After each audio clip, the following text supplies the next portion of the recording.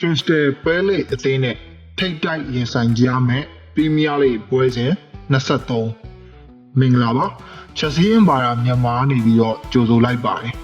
ဒီနေ့ည8နာရီခွဲမှာရှင်ပြိုင်ကစားကြရမယ် Crystal Palace အသင်းနဲ့ချက်စီးအသင်းတို့ရဲ့ပွဲကြိုသုံးသက်ချက်လေးကိုပြောပြပေးချင်ပါတယ်Crystal Palace နဲ့ Chelsea အသင်းတို့ရဲ့ဒီနောက်ဆုံးထိပ်တိုက်တွေ့ဆုံမှု9ချိန်မှာဆိုရင်တော့ဖြစ်ဒီကျွန်တော် Chelsea အသင်းက2ချိန်နိုင်ထားပြီးတော့3ချိန်ထိကိုတည်ကြထားပါတယ်နောက်ဆုံးထိပ်တိုက်တွေ့ဆုံမှုအခြေအနေအားဖြင့် Crystal Palace အသင်းရဲ့ physical အားပြုခံကစားပုံတွေကို Chelsea အသင်းအနေနဲ့ခက်ခဲနဲ့ကစားခဲ့ရပြီးတော့အနိုင်ယူနိုင်ဖို့အတွက်ခင်းလာတာကိုကျွန်တော်တွေ့ခဲ့ရပါတယ်နောက်ပြီးတော့ Crystal Palace အသင်းရဲ့နောက်ဆုံးကစားခဲ့တဲ့9ပွဲမှာဆိုရင်တော့ဖြစ်အခြေအနေတွေစိုးဝါးနေပြီးတော့3ပွဲထိကိုရှုံးနေထားတယ်2ပွဲကိုတည်ကြထားပါတယ်Chelsea အသင်းကတော့ဒီနောက်ဆုံးကစားခဲ့တဲ့9ပွဲမှာဆိုရင်တော့ဖြစ်3ပွဲနိုင်ထားပါတယ်2ပွဲကိုရှုံးထားပါတယ်ဒါကြောင့်မို့လက်တော်ထိပ်တိုက်တွေ့ဆုံမှုအခြေအနေအဖြစ်တော့၎င်းအခြေအနေသူတို့ရဲ့နောက်ဆုံးကစားခဲ့တဲ့ပုံစံတွေအဖြစ်တော့၎င်းဒီ Chelsea အသင်းအနေနဲ့ Crystal Palace အသင်းကိုခက်ခဲနဲ့ထပ်မံကစားရမှာဖြစ်ပြီးတော့ Crystal Palace ရဲ့ form ပြတ်နေတဲ့ကာလတစ်ခုမှာဒီပြန်လဲရုံထွက်နိုင်မဲ့ဒီရုံထွက်ဖို့တာဆူနေတဲ့ဒီ Crystal Palace ရဲ့အားကို Chelsea အသင်းအနေနဲ့ဒီကြံ့ခိုင်ပြီးတော့ရင်ဆိုင်ကစားအောင်မှာပဲဖြစ်တယ်။ Crystal Palace ရဲ့အိမ်ကွင်းမှာတော့ရောက်ကစားတိုင်း Chelsea အသင်းအနေနဲ့ရုံးကန်ရလေးရှိတယ်။ဒါကြောင့်မလို့ Chelsea အသင်းအနေနဲ့ဘယ်လိုမျိုးဒီကစားကွက်တွေနဲ့လာပြီးတော့ပုံဖော်ပြီးတော့ဒီ Crystal Palace ကိုပြန်လည်ပြီးကစားမလဲဆိုတော့ကျွန်တော်ဆက်လက်စောင့်ကြည့်သွားရမယ်။ပေါ်ထလူစင်းအားဖြစ်တော့ကျွန်တော်အနေနဲ့တော့ဂိုးသမားနေရာမှာတော့ Robert Sanchez နောက်တန်းမှာဆိုရင်တော့ဖြစ် Reece James, Chalobah, Fofanaကိုဝေးလာလေထဲမှာဆိုရင်တော့ Enzo Fernandez ကိုင်စီတို့နောက်ပြီးတော့တက်စစ်မှာဆိုရင်တော့ဖြစ် Neto, Copama, Joao Pedro နဲ့ဒီ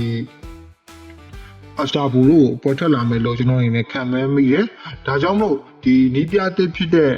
Leon Rosenior ရဲ့ပထမဦးဆုံးဒီ Crystal Palace နဲ့ရှင်ပြိုင်ကစားကြမယ်ပွဲမှာဆိုရင်တော့ဖြစ်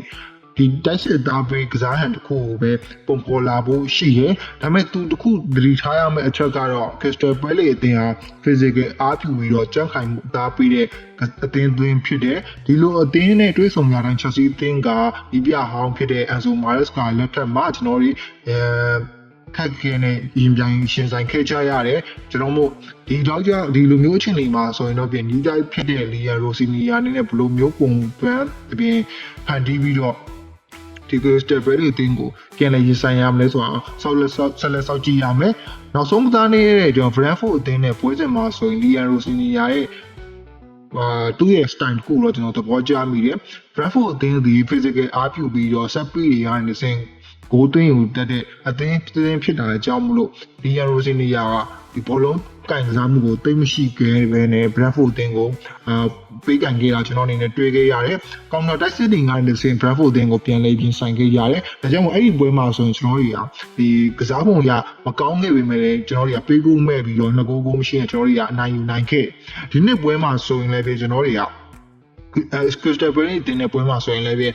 ဒီလိုမျိုးအခြေအနေခုနဲ့ဖန်တီးလာမယ်လို့ကျွန်တော်အနေနဲ့ထင်တယ်။တိုက်စစ်ကိုအရန်ကြီးတိုက်မှာမဟုတ်ဘဲနဲ့ဘောလုံးပိုင်ဆိုင်မှုအခြေအနေကိုအရန်ယူမှာမဟုတ်ဘဲနဲ့ Crystal Palace ရဲ့တိုက်စစ်ဆင်လာမှုတွေကိုကျွန်တော်တို့ပြန်ပြီးကောင်တာတိုက်စစ်အနေနဲ့ပြန်သွားဖို့ရှိတယ်။လိုအပ်မှသာလျှင်ဘောလုံးပိုင်ဆိုင်မှုတွေကိုယူဆောင်ပြီးတော့ထိုက်သိမ်းတဲ့နေရာတစ်ခုကနေပြီးတော့ဘောလုံးတွေလက်ခံပြီးတော့အကိုအဖြစ်ပြောင်းလဲမဲ့ကစားရတစ်ခုကိုချမှတ်လာမယ်လို့တော့ကျွန်တော်အနေနဲ့ထင်တယ်။အရန်ကြီးဘောလုံးကင်ကစားမဲ့ကစားရတစ်ခုတော့ကျွန်တော်အနေနဲ့မြင်တွေ့ဖို့ခင်းရင်လောက်မယ်လို့ကျွန်တော်အနေနဲ့တော့ထင်တယ်ဒီလိုအခြေအနေမှာဆိုရင်တော့ဖြစ် Leon Rosenior ရဲ့နောက်ထပ်စမ်းသပ်မှုတစ်ခုသူ့ရဲ့ဘယ်လိုမျိုးပြူတာတစ်ခုကို style စောင့်ကြည့်ရမလဲဆိုအောင်ကျွန်တော်တို့ဒီစိတ်လှုပ်ရှားမိတယ်ဘာဖြစ်လဲဆိုတော့ Leon Rosenior နဲ့တွေးရတဲ့နေပြပုံစံမျိုးလို့ကျွန်တော်အနေနဲ့ထင်တယ်တိုက်စစ်ကစားပြီးဟန်တစ်ခုတော့လက်ကောင်းနောက်ခန်းစစ်ကိုအားပြုတော့လက်ကောင်းတွင်းလေအားပြုတော့လက်ကောင်းသူ့ရဲ့ကစားဟန်တစ်ခုပါအခြေအနေအားဖြင့်ကျွန်တော်တို့ခံမှန်းရခက်နေသေးပါတယ်အခြေအနေနဲ့အချိန်ကလိုက်ပြီးပွဲတစ်ပွဲမှာသူ့အနေနဲ့ပြောင်းလဲသွားတဲ့ view တွေကကျွန်တော်တို့အတွက်ပို့ပြီးတော့စိတ်လှုပ်ရှားစေမိပါတယ်ဒါကြောင့်မလို့ကျွန်တော်အနေနဲ့ဒီပွဲကိုတော့ပို့ပြီးတော့ဒီပထမအကြောကစားခဲ့တဲ့ရလက်ထပ်ပိုပြီးကောင်းမယ်လို့ကျွန်တော်အနေနဲ့မျှော်လင့်မိတယ်ဒါကြောင့်မို့ကျွန်တော်အနေနဲ့ဂိုးခံမှန်းရလက်အနေနဲ့တော့ Crystal Palace အသင်းဟာလက်ဒရုံးမှာလည်း form ပြတ်နေတယ် Chelsea အသင်းကလည်းပုံစံတွေပြန်ကောင်းရရှိနေပြီဖြစ်တဲ့အတွက်ကြောင့်မလို့ဒီ2-0ဒါမှမဟုတ်3-0လောက်နဲ့အနိုင်ယူသွားနိုင်မယ်လို့ခံမှန်းသုံးသပ်ချင်မိပါတယ်ခင်ဗျာအားလုံးကိုကျေးဇူးတင်ပါတယ်